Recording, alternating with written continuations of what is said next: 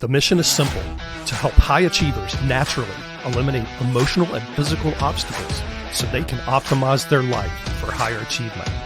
Welcome. You have just entered the Genesis Zone.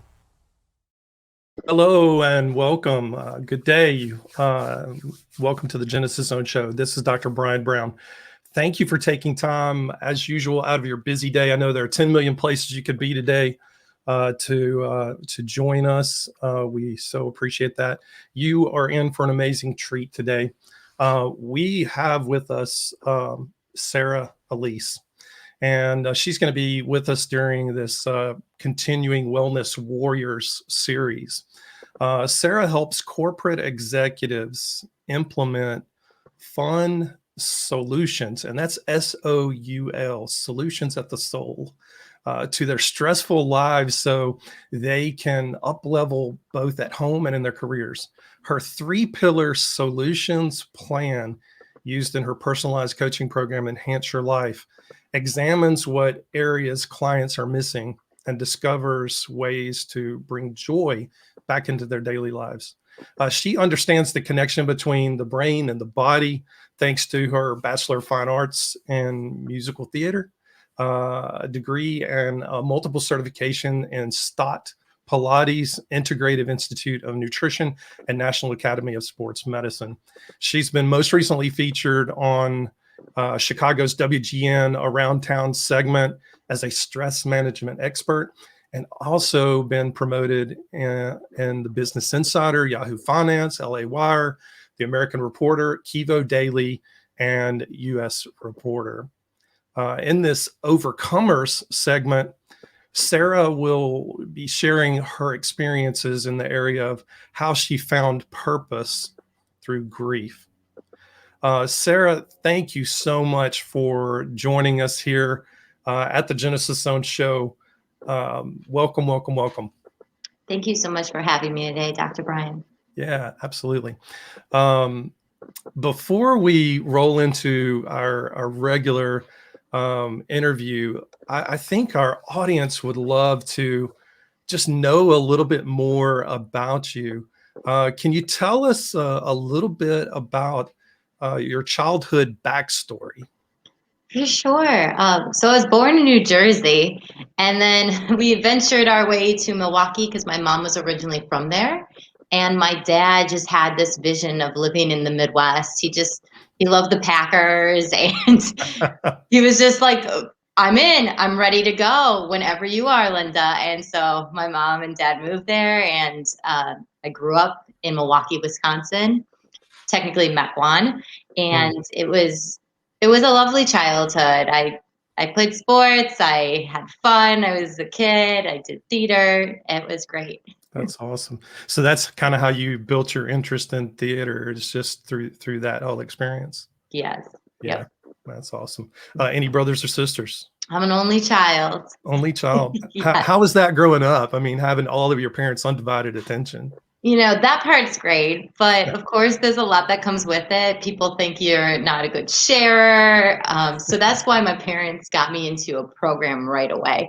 They said we have to get her, in Girl Scouts and sports and theater right away so she can learn how to be with other children. It's a stereotype, but I've seen a lot of only children that will only talk to adults or, don't share. So I'm glad that they did that. That was a big positive. Well, I don't know you in great detail, but I do know you, and you're the total opposite of that. So either you didn't have a problem with that to begin with, or you were they did a good job as parents. That's all I'm going to say. Thanks. In our Overcomers segments, we focus on exceptional people who've overcome seemingly insurmountable obstacles and live to tell about it. Could you share with us the details of one or more obstacles that you've overcome in the course of your life? For sure. There are 2 that I can think of, and they kind of tie together. So my father was such a hard worker, but growing up, I did notice he had a lot of chronic migraines, and he would be out for 2 or 3 hours after he would take his headache medicine. And it it was sad because I could just see he was struggling a lot, and I Mm, didn't know at the time how or what that meant. But as time went on, I started noticing other things. Nutrition. He would stuff his face with a double cheeseburger. My mm, mom would be like, "Well, why do you have to order that?"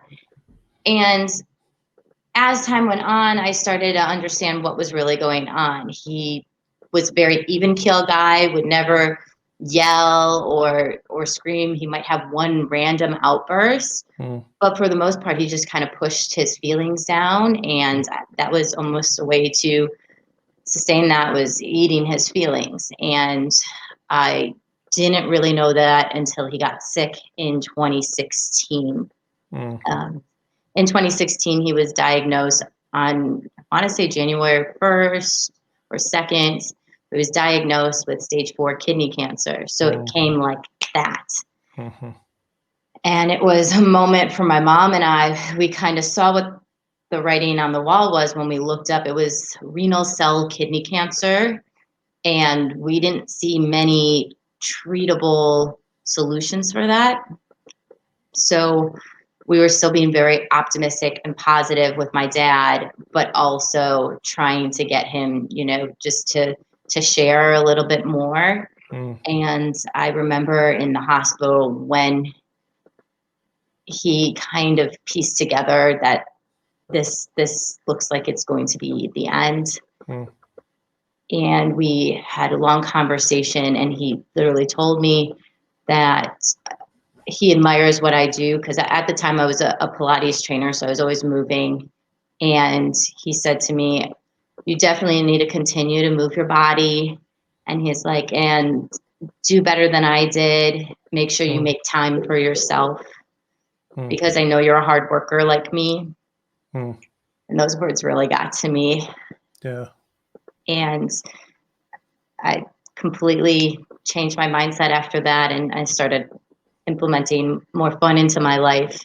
Mm, He had a lot of fun in life, but I felt a lot of it when he would come home was just, I'm going to watch TV and just mhm, de-stress from the day. So mhm, something I took with me, and he was an amazing, amazing man, but I definitely know that was a mm. big issue for him.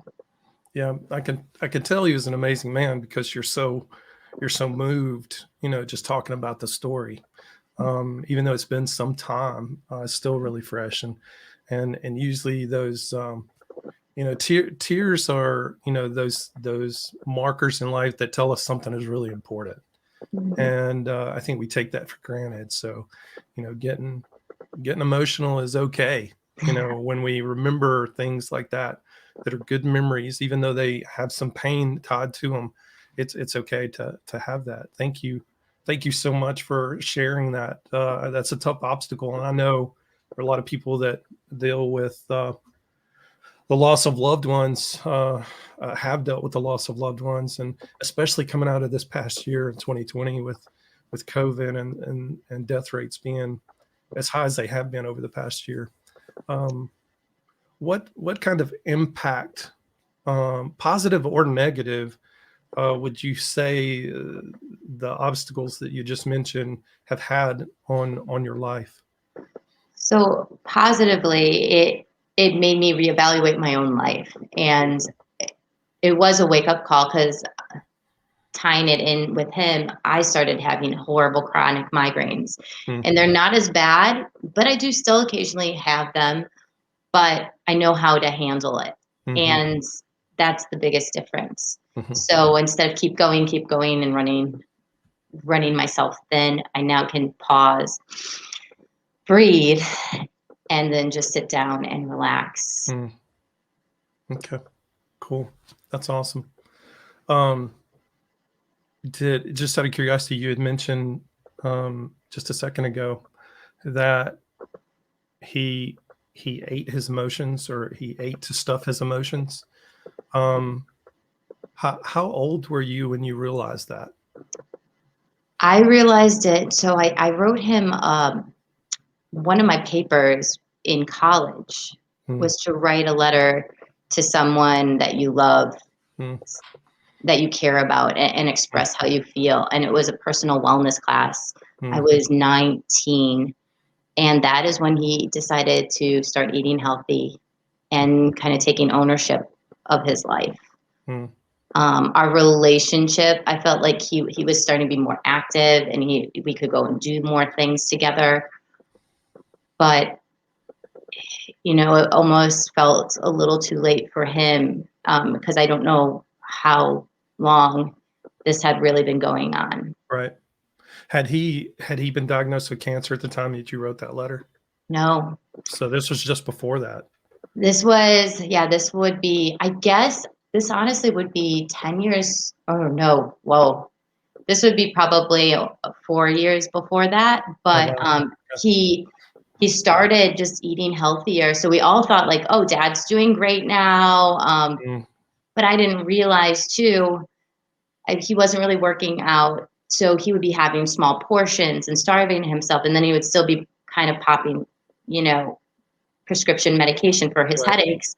And Right. that can cause kidney damage Mm. if chronic use, which is Mm. something I didn't know. Mm.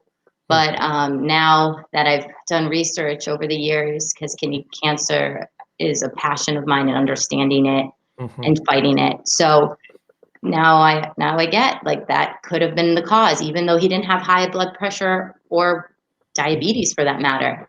Mhm. That could have been one of the causes. Yeah. I Our family has been touched by renal cell carcinoma just this year as I'm well. sorry. Um, so yeah, I get it, and it just comes out of the clear blue. Mhm. So I understand where you're coming from there. Um, where Around the time after your father passed, how was how did that affect your relationship between you and your mom? It was difficult in the sense that my dad was kind of our rock, and I Mm. didn't realize that. I thought, our relationship was perfect, but Mm. there were some growing pains because it was almost like a battle to see who would be the other person's rock to help them out. Oh, I'm okay. Oh, I'm okay. And that didn't solve anything. And one day we just kind of started crying and talked, Mm. and all of that, trying to figure out, I guess, who's the top person to Yeah. nurture.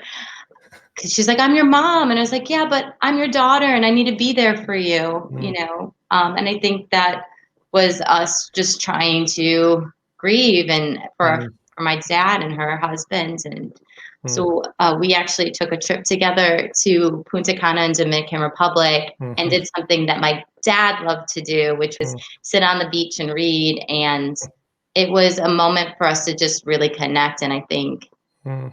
the year marker really brought us together. Oh, that's awesome. Yeah. So how did y'all decide who was going to be the rock after that? We're So, each other's rocks now. okay, cool. That's so awesome. so that's I feel, this year with COVID and everything, I've been her rock because she's 70, and I've had to go over there, but Yeah. she's always there emotionally for me Yeah. and gives great advice. Yeah. So yeah. Awesome. Awesome. Yeah. And for those of you guys who've not been to Punta Cana, they call it the Hawaii of the Caribbean for a reason. It's beautiful. So one of the most beautiful Caribbean islands I've ever seen. Yeah. So if you've never been able to go, you need to go.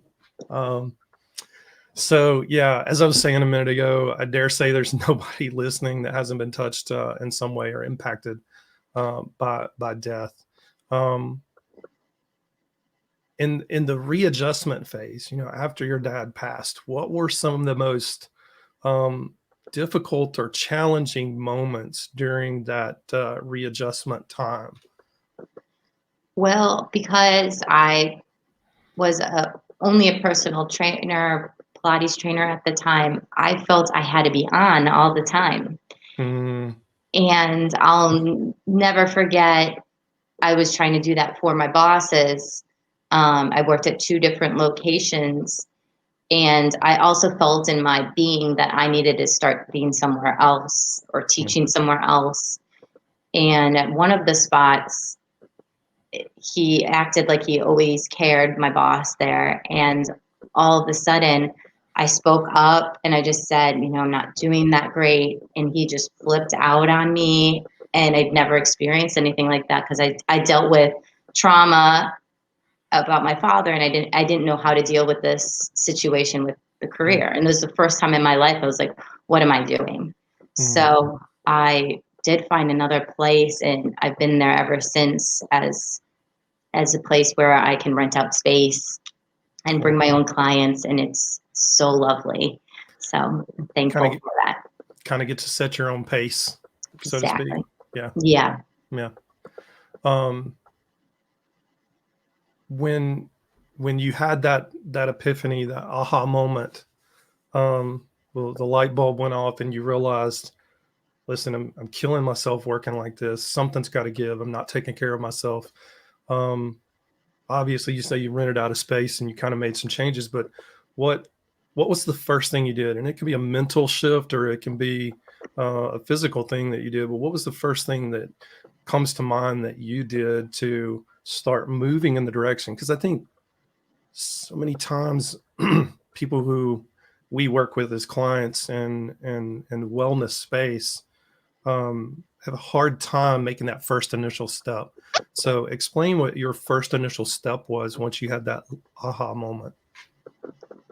My first initial step was doing a positive self-talk to myself and saying, you are smart enough, you have enough clients, you can always adjust, you've always been able to adjust. And, all you have to do is send a simple email to your clients saying you can come with me or not, and then you can let go. And so that was something I had to do some positive mindset work. And that was my first time ever doing that, because before it was just, I was in my 20s and I'm just, moving through the motions, trying to find my place in this world. And because of the moment with my father, I was like, my life, this is my life. Why am I wasting all this time working for people that don't necessarily understand what I'm trying to do for the community? Yeah. So critical. Curious, did you start the positive self-talk just organically, or had you read books, or had you had a coach, or, how did you know to do that? Was it just organic and you just said, this is what I've got to do? It was organic, which is funny because now I read all of the books because it fascinates me and I want to become now a stronger version of myself. Yeah. But at that time, I literally think I was at the lowest of low. And so I grasped onto something that seemed attainable and that was just starting to be more positive myself. And I also had gotten a rescue dog, and I was like, I want to make his life better. That was also something that brought me joy. So I was trying to also do it for this little Chiweenie dog. Yeah. That's awesome. So in your private studio, did you continue doing Stott Pilates?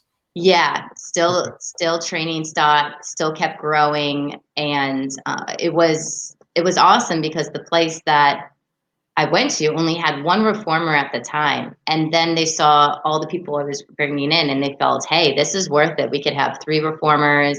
We can have one that converts into a Cadillac, which is just basically a mat with springs attached to it and a chair. So I had my own personal studio, and That's cool. It's been really great, especially during COVID times too, to have that space. So for those who may not be aware in the listening audience, can you explain the difference between regular Pilates and, say, the Stott style of Pilates? Definitely. So there are so many now. There's like megaformers and all different kinds of classes. Joseph Pilates was the founder, and there was a bunch of classically trained people under him. And then they basically had all these other mentors underneath the original. So this one woman, her name's Moira Marathew, she decided to take from one of the elders, one of the originals, Ramada, and she developed her own way of doing things, which was more biomechanically based. which is something that fascinated me because I'm a science nerd. So Mm. I wanted something that made sense to my body, especially since I was new to it, but also felt good. And so I love that it had some flow to it, but it was also very particular about what muscle groups are working. Mm. And that's why I chose them to learn from. And I have taken classical bass repertoire. You can still go everywhere for that as well, but I just really still love stop Pilates. That's awesome. Yeah. So it sounds like anything that is kind of new, there's always a pedigree. Like if you follow chefs and the top chefs in the world, they always come from pedigrees, and Totally. every discipline across the planet has these pedigrees. So it sounds like this lady, that the system that you learned was like the third person removed from the original creator. Yeah. That's Yeah. amazing. That's And it's awesome. cool because I actually got to take classes with her. They had a symposium in Chicago, and it was the first time I had bar classes. I got to ask her my questions. I was geeking out the entire time, but That's awesome. she's so short, but she has so much power in her, Yeah. and Yeah. I love it. Yeah. So just out of curiosity, because you have this degree in performing arts, Mhm. and obviously performing arts is about movement. There's so much of movement in performing arts. Did that desire for movement play into becoming a Pilates instructor? I'm just curious. So it's kind of funny how I got there. Basically, someone told me at a gym I was working at, I was a smoothie maker. Oh, wow. Like, you're going to be a great Pilates trainer someday. I was like, what does that even mean? And Had then, you had you even taken a Pilates class? no, I hadn't. Oh And my gosh. yeah, I was like, I should take your class, or I should try the class, whatever. And I was in dance class. Probably this was 2 weeks after that incident happened, that someone said you should be a Pilates trainer. I was in dance, and my teacher's like, Sarah, you need to work on your core. I think you should try Pilates. And I said, oh, I'll marry these two together. This sounds great. Uh, So that's yeah. how that happened.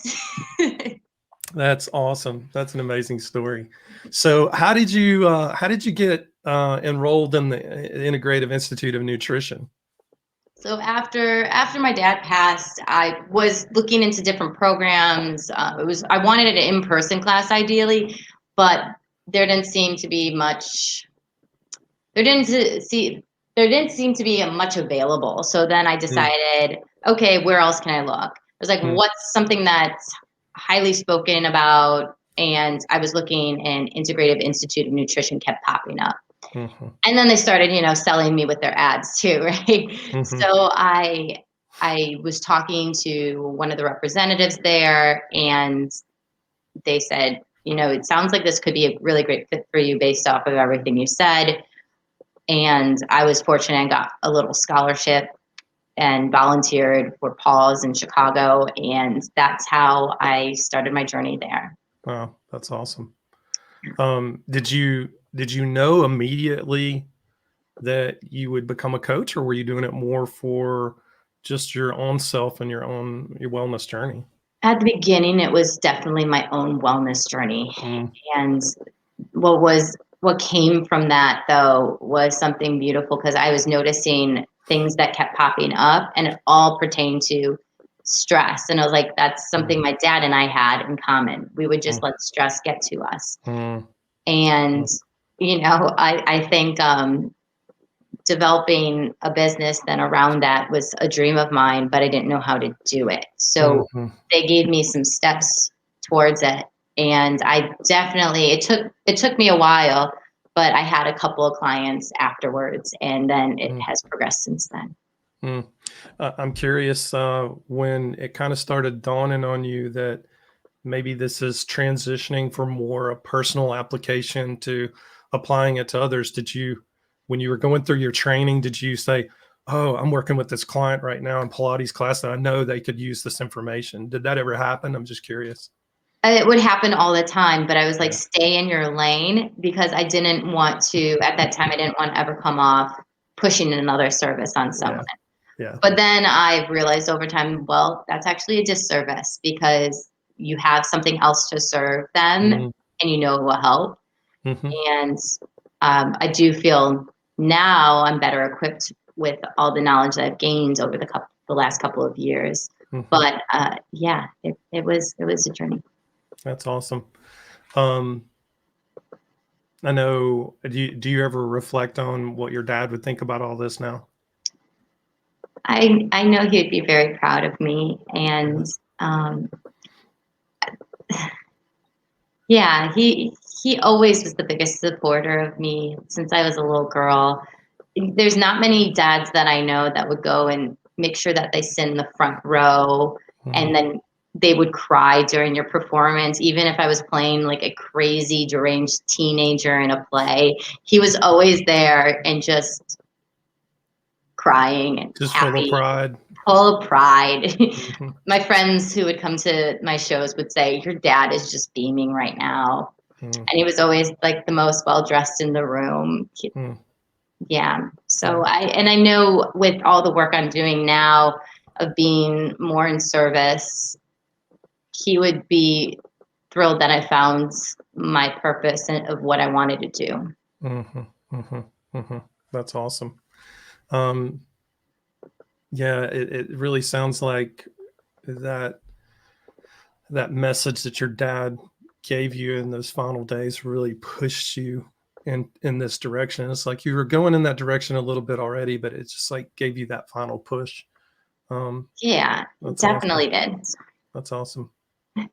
Um, other than what we've talked about uh, in, in around these topics, are there any last nuggets or advice or knowledge that you'd like to share with someone who may be dealing with grief and they're struggling to, find purpose and find balance and get their footing back after they're in, after they're in that process? Yeah, the three things that helped me kind of get my head in the right space was going to see a therapist. I can't Mm, stress that enough because mm, therapy really it just opens you up. yeah. And that also got me out of my head about my father and me as a connection because even though we did get chronic migraines, like I now have the tools Mm, to get myself out of those crazy stressed out mhm, situations mhm, or panic attacks. So yeah, go to therapy. It really is useful. mhm, mhm, The other thing is just be okay with being quiet and mm, in your feelings. And if you're not feeling 100%, cry. Let your friends know what's going on. I always tell my mom exactly if I'm having a bad day. I mean, yesterday was my dad's fifth year of being gone. So mm, I made a point of seeing her in person, but also sharing with her how I was actually feeling mhm, and listening to her too. mhm, mhm, mhm, So those are important. And then yeah, start saying positive things to yourself mm, because that can always get you out of a mhm. negative situation. Yeah, I love that. I mean, we I think there's still this perceived stigma about seeing a therapist, and really and truly, being in this space, it's not as much of a stigma as people think it is, and it's so needed, especially when you're going through something like that. I always say it's like you're in a vehicle, and that vehicle has gotten off the shoulder of the road and it's gotten a little stuck. It can't get back up on the road. We just need somebody to come along and help us get back up on the road. That's all it is to it. It's not Exactly. it's not a failure thing. We just need that. And yeah, and then being able to be quiet. Um, elaborate on that a little bit more, because I think so many people, um, they don't understand how to be quiet. They try to fill their time with social media and TV and Netflix and this, that, and the other. Talk about being quiet for a second, because I think there's a really important message there for people to hear. Yeah. So being quiet, yeah, what you said about social media is such a distraction for us. Mm, And I'm guilty of it. We all are. We get caught up in it. But that's not going to necessarily bring you any personal change. So for me, I literally, if I have to sit, if my head's hurting, for example, and I have to sit in a room for 20 minutes by myself and just breathe, catch my breath, Mm, that's what I have to do. Or mm, it's just literally checking in physically with my body. mm, Sometimes I have to just like roll my shoulders back, make fists with my hands and let go of the tension, just flick it off of me, mhm, just to release whatever is going on. mhm. And yeah, that's Yeah, been extremely helpful. that's awesome. And you elaborated well about that positive self-talk. Um, I love that you did it organically. That is so cool. Nobody had to teach you how to do it, and you didn't have to pay anybody to learn it. You just did it. Yeah, but I Um, feel like, I feel like I'm trying to develop those wealth consciousness books and, I still am reading The Big Leap. It's still yeah, something always in my brain. yeah. But yeah, at that time, I don't know what it was. It could have been something spiritual. Like my dad was talking to me somehow through, I don't know. I never know, but I just felt there were signs Yeah, coming to me. yeah, yeah. Um, all right. So, is there an interesting project or something that you're excited about that you're working on right now? Well, I've been working on my podcast, Stress Free Solutions, and I have a lot of episodes out now. So there's such a variety and such different people on there, which has been a dream of mine. It's my passion project. And then I'm starting to work back at my piano again, playing and singing. Mm, So I'm hoping to develop a Unicorn Bible Part 3. I've been doing a series. I mm. did two of them 2 years ago, or back to back, and it was so much fun. And I shared a little bit of me in every single one and wrote some songs and also had cover songs in it. So that's still a passion of me. Music will always be there, and writing. That's awesome. So, what was the name of your podcast one more time? Stress Free Solutions. And that's SOUL, correct? Yes. Stress-free solutions. If you guys are podcast listeners, you need to go subscribe to Sarah's podcast. You'll learn a lot. It's a great podcast. Um, yeah, thank you for sharing that. Just out of curiosity, because I know when we start podcasts and things like that, we have this vision and mission in mind. How do you expect that the podcast will help people, help listeners out there? What's your mission? My mission is to bring hope and Mm, joy with whatever that person is doing in their life, mm. to know that they can overcome whatever obstacle is in their way by just making tiny little adjustments to their lives. And that's what all my guests have done. That's awesome. That's awesome. All right, so I love ending the show with a really serious question. So I want you to think hard about this. Thinking. What is something that our listening audience would never guess about you? Well, I kind of gave it away with my dad, but I'm a diehard Packers fan in Bear Oh, Country. okay. Yeah. Diehard Packers fan. Diehard to the point of sitting in the snow. Oh, yeah. 100%. Definitely doesn't bother you a bit. No, doesn't Yep. bother me. Mm-mm. Okay. Yep. I got to say, I would not have guessed that at all. That's awesome. Yeah. Sarah, it's been an honor and a privilege having you on the show today. Thank you so much for your time. Your journey has been amazing and continues to be amazing. And I know it's an inspiration on multiple levels for those who are tuning in and listening. Um, Last thing, our audience would love to connect with you. I know they would. And if you're out there in the listening audience and you're sitting on the fence, I don't want to bother somebody. Now, trust me, when you have a heart-based business that has a vision and mission that's big enough that you want to impact other people's lives positively, we depend on people spreading the word about us. We depend on that organic word. And the best way you can do that is to follow us on social media. So please tell our audience how they could follow you on social media. For sure. On Instagram, it's at Sarah Alysse Coaching. And I have a website called Live Well Enhance You. If you go to that website, you can get a reduced stress, improved productivity worksheet for Cool. free. And then you can get into my world and find out what's going on. That's awesome. And what's the URL for your web address? It's www.livewellenhanceyou.com. All right. Great.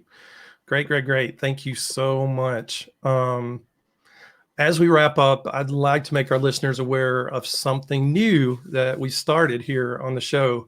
If you would like to ask a question and have it answered live on my Friday in the Zone segment, then go to www.drbriangBrown.com/question. Click the button in the middle of the page and leave us your question. Sarah, again, thank you so much for being here. Really enjoyed this time. Same here. Thank you. Thank you so much for having me.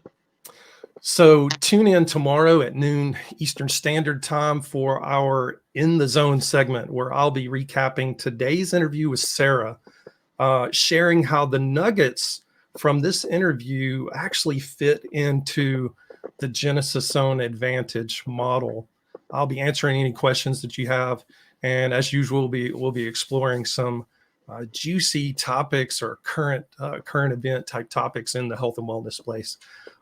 Most informed, most trusted, and most grateful you spent this time with us today. Until next time, stay in the zone. I'm Dr. Brian Brown.